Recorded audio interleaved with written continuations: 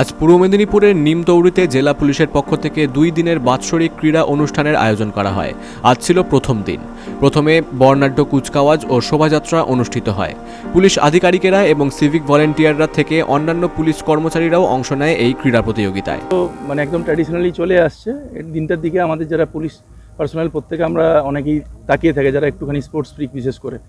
কারণ আমাদের তো এইভাবে একটা প্রোগ্রাম, যেহেতু সবসময় একটা অনিশ্চয়তার ব্যাপার থাকে আমাদের প্রফেশনের সঙ্গে, তো সেটা করে একটা ডেট শিডিউল করে সেটা আমরাও সবসময় প্রে করতে থাকি লাস্ট মোমেন্টে কিছু যেন না ঘটে।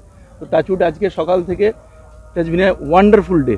তো সেটার জন্য আপনাদেরকেও ধন্যবাদ যে এখানে যারা এসছেন তারা প্রত্যেকে এসছেন এবং এত স্বতঃস্ফূর্তভাবে আমাদের সঙ্গে মিশে গেছেন যে এই মাঝের যে ইয়েটা সেটা চলে গেছে ব্যারিয়ারটা। তো পাশাপাশি এই দিন জেলা পুলিশ বনাম পূর্ব মেদিনীপুর জেলা সাংবাদিকদের মধ্যে প্রীতি ক্রিকেট ম্যাচ অনুষ্ঠিত হয়, যদিও এই খেলায় জেলা পুলিশ জয়লাভ করে।